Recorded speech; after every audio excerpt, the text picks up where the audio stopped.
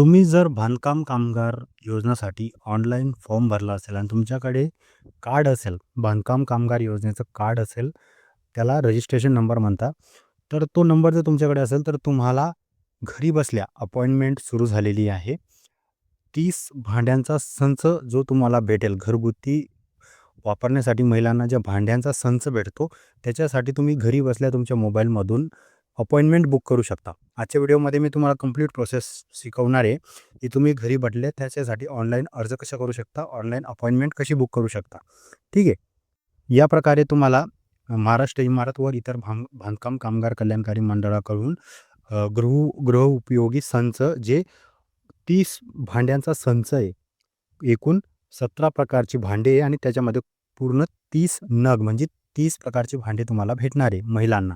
ठीक आहे. त्यासाठी तुम्हाला अपॉइंटमेंट बुक करायची आहे. या प्रकारे अपॉइंटमेंट बुक होते. तर या प्रकारचं लेटर येतं. त्या लेटरमध्ये तुम्हाला अपॉइंटमेंट भेटते. तिथं जाऊन तुम्हाला अर्ज दाखवायचा असतो. तुमचं आय डी कार्ड दाखवायचं असतं. जे बांधकाम कामगार योजनेचं जे कार्ड आहे ते दाखवायचं असतं. त्याच्यानंतर तुम्हाला तिथं सिग्नेचर, फोटो वगैरे होते. काही डॉक्युमेंट प्रोसेस होते. त्याच्यानंतर तुम्हाला भांडे दिले जातात. या प्रकारची प्रोसेस असते. तर तुमच्याकडे जर ते कार्ड असेल तर हा व्हिडिओ तुमच्यासाठी आहे. तर अपॉइंटमेंट कशी बुक करायची ते मी तुम्हाला घरी बसल्या कुठं जायची गरज नाही. ठीक आहे. ₹1 चलन लागत नाही. काहीच पैसे लागत नाही. कुठं जायची गरज नाही. मी तुम्हाला स्टेप बाय स्टेप पूर्ण प्रोसेस शिकवतो. चला व्हिडिओ मोस्ट इम्पॉर्टंट आहे, पूर्ण पहा.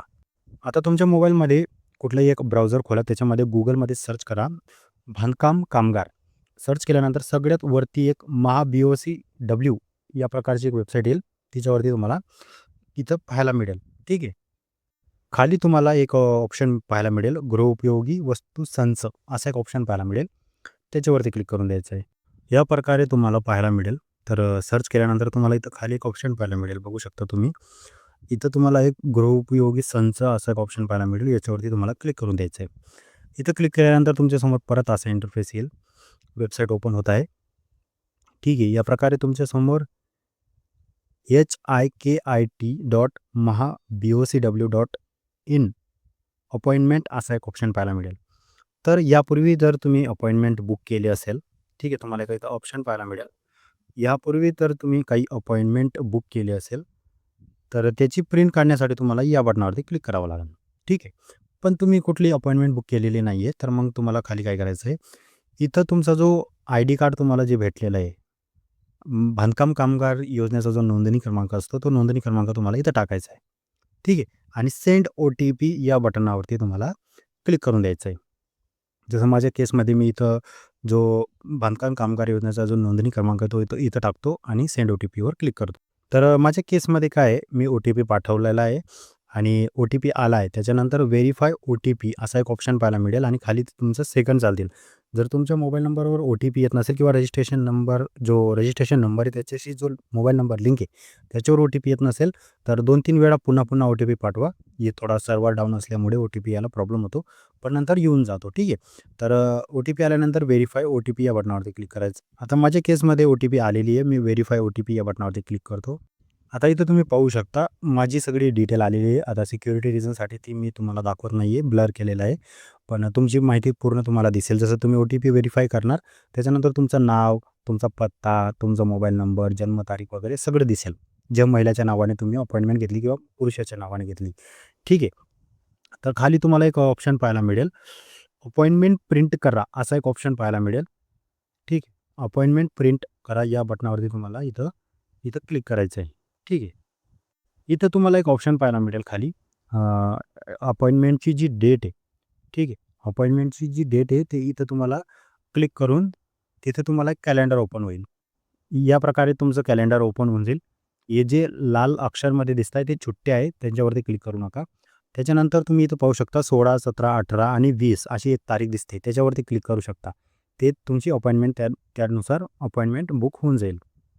तेवढं केल्यानंतर कॅलेंडर ऑटोमॅटिकली तिथून हटून जाईल आणि त्याच्यानंतर अपॉइंटमेंट प्रिंट करा एक ऑप्शन असा तुम्हाला पाहायला मिळेल. आता याच्यावरती जसं तुम्ही क्लिक करणार, तुमच्या नावाची अपॉइंटमेंट तुमच्या मोबाईलवर अशी पाहायला मिळून जाईल.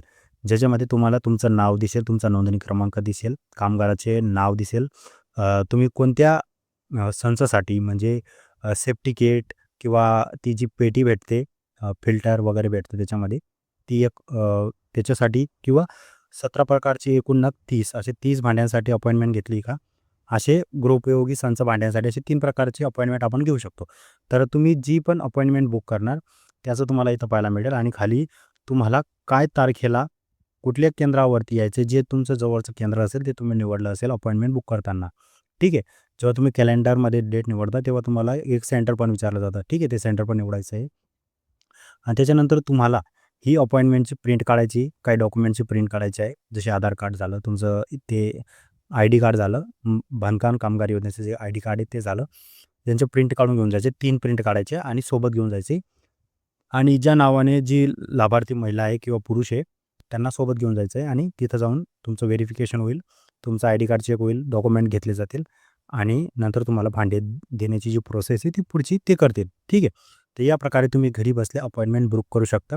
तर आजच्या व्हिडिओमध्ये मी तुम्हाला शिकवलं की तुम्हाला घरी बसलेल्या तुमच्या मोबाईल, कॉम्प्युटर, लॅपटॉपने तुमची अपॉइंटमेंट कशी बुक करू शकता आणि जर बुक होत नसेल तर काही मिनिटानंतर, काही तासानंतर परत प्रयत्न करा, अपॉइंटमेंट बुक होऊन जाईल.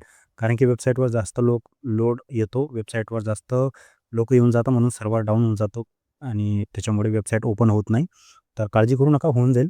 थोडा विश्रांती घ्या आणि किंवा रात्री हा प्रयत्न करा, 100% होऊन जाईल. ठीक आहे. काही अडचण आल्यास तर कमेंट करा. नक्की तुम्हाला 100% रिप्लाय भेटेल आणि Facebookवर पाहत असाल फॉलो करून घ्या, YouTubeवर पाहत असाल सबस्क्राईब करून घ्या. भेटू आपण नवीन व्हिडिओसोबत. तोपर्यंत धन्यवाद.